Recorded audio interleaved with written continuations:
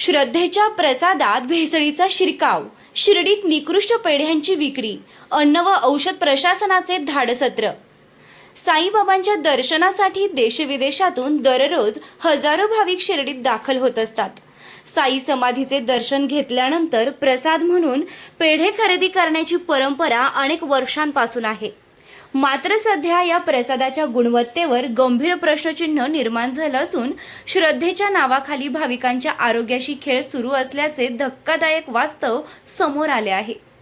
निकृष्ट दर्जाचे माहिती विरहित आणि संशयास्पद पेढे विकले जात असल्याच्या तक्रारीनंतर अन्न व औषध प्रशासनाने मंगळवारी शिर्डीत धाडसत्र राबवत विविध दुकानांमधून पेढ्यांचे नमुने संकलित केले आहेत।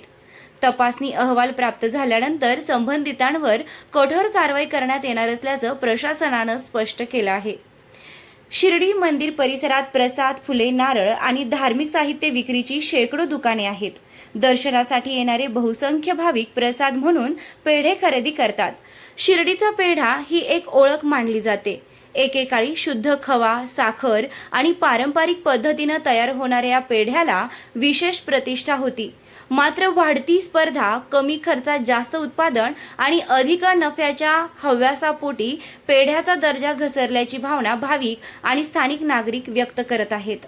अनेक दुकानांमध्ये विक्रीस असलेल्या पेढ्यांच्या बॉक्सवर उत्पादनाची तारीख, वापरण्याची अंतिम मुदत, उत्पादकांचं नाव, उत्पादनाचा पत्ता, घटक पदार्थांची माहिती, वजन आणि बॅच क्रमांक यांचा कोणताही उल्लेख नसल्याचे निदर्शनास आले आहे। अन्न सुरक्षा कायद्यानुसार पॅकबंद खाद्यपदार्थांवर ही माहिती अनिवार्य असतानाही अनेक ठिकाणी नियमांचं सर्रास उल्लंघन होत असल्याचं दिसून येत आहे। विशेष म्हणजे काही दुकानांमध्ये विक्रीस असलेले पेढे अत्यंत कडक, कोरडे आणि निकृष्ट दर्जाचे दिसून आले। काही पॅकेटमध्ये बुरशीची लक्षणे दिसून आल्याचा आरोपही करण्यात आलाय। प्रसाद म्हणून विक्री होणाऱ्या खाद्यपदार्थांमध्ये अशा प्रकारची परिस्थिती आढळल्याने भाविकांमध्ये संताप व्यक्त होत आहे।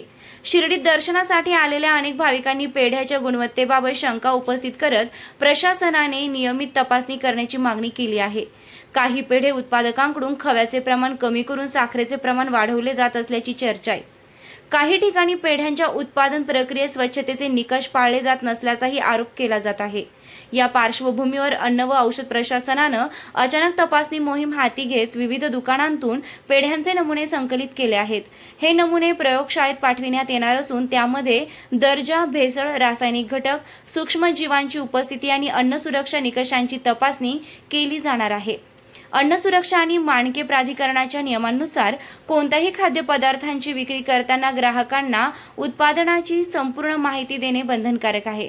तसेच खाद्यपदार्थ सुरक्षित, दर्जेदार आणि निर्धारित मानकांनुसार असणे आवश्यक आहे। नियमांचं उल्लंघन झाल्यास दंडात्मक कारवाईपासून परवाना रद्द करण्यापर्यंतची तरतूद आहे।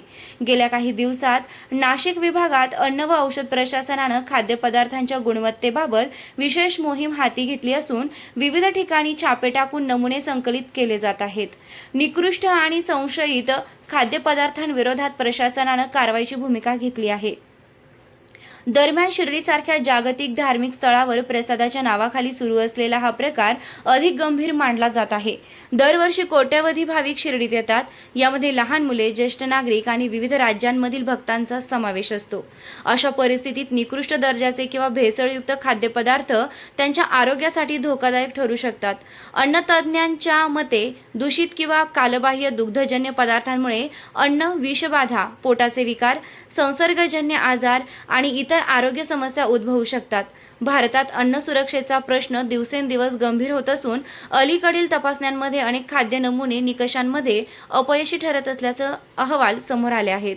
भाविकांच्या मते साईबाबांवरील श्रद्धेमुळे अनेक जण प्रसादाची गुणवत्ता तपासण्याऐवजी विश्वासाने खरेदी करतात। याच श्रद्धेचा गैरफायदा घेत काही विक्रेते निकृष्ट दर्जाचे पेढे विकत असल्यास त्यांच्यावर कठोर कारवाई झाली पाहिजे। तसेच शिर्डी नगरपालिका, साई संस्थान आणि अन्न व औषध प्रशासन यांनी संयुक्तपणे नियमित तपासणी मोहीम राबवावी अशी मागणीही होत आहे। अन्न व औषध प्रशासनाने घेतलेल्या नमुन्यांचा अहवाल पुढील काही दिवसात प्राप्त होण्याची अपेक्षा आहे। या अहवालात पेढे निकृष्ट अथवा भेसळयुक्त आढळल्यास संबंधित दुकानदार, उत्पादक आणि पुरवठादारांवर अन्न सुरक्षा कायद्याअंतर्गत कठोर कारवाई केली जाणार आहे। साईबाबांच्या नगरीत प्रसाद हा केवळ खाद्यपदार्थ नसून श्रद्धा आणि विश्वासाचं प्रतीक मानला जातो. त्यामुळे या प्रसादाची शुद्धता, गुणवत्ता आणि सुरक्षितता अबाधित ठेवण्याची जबाबदारी प्रशासन, उत्पादक आणि विक्रेते या सर्वांची आहे. आता अन्न व औषध प्रशासनाच्या कारवाईनंतर तरी श्रद्धेच्या नावाखाली भाविकांच्या आरोग्याशी सुरू असलेला हा खेळ थांबणार का, याकडे सर्वांचं लक्ष लागलं आहे. आम्ही जे कंदी पेढा विकायचो तो चांगल्याच क्वालिटीचा आहे, पण जो साईप्रसाद पेढा जो बॉक्सचा आहे त्याची थोडंसं म्हणजे जे अडचणच यायची बा थोडक्यात कोणत्या गोष्टी, तर त्याच्यामुळे आम्ही त्याच्यावर म्हणजे जास्त सेलला पण आम्ही हे करायचो, सेल करीतच नव्हतं त्याचा, तो रिटर्न देऊन टाकला त्यांना. आता आम्ही चांगल्या जो क्वालिटीचा जो आहे चांगल्या क्वालिटीचा तोच आम्ही आता घेणार. जसं गोदावरी झालं, राजहंस झालं, त्या पद्धतीचं म्हणजे कस्टमरला चांगलं क्वालिटीचा पेढा आम्ही देणार. पेढ्याला असं म्हणजे तशी बाकीची काही अडचण नव्हती, पण म्हणजे जास्त गोड असतं त्या पद्धतीनं प्रॉब्लेम राहायचा त्याचा. सर ते गरम वगैरे असं व्हायचं म्हणजे थोडक्यात. आम्हाला ज्यावेळेस पेढेचं अशी बातमी आली की पेढे खराब पेढे, तर आम्ही त्या दिवशीपासून पेढे बंद करून टाकले. ज्यावेळेस आम्हाला प्रशासन जे काही निर्णय देईन त्यापासून आम्ही पेढे वापस चांगले पेढे ठेवत सुरुवात. पेढे चांगले होते तेव्हा पण मग आता जेव्हा निर्णय आला त्यासाठी आम्ही जे सगळ्यांनी नियम आहे ते आम्ही सगळे नियम करू.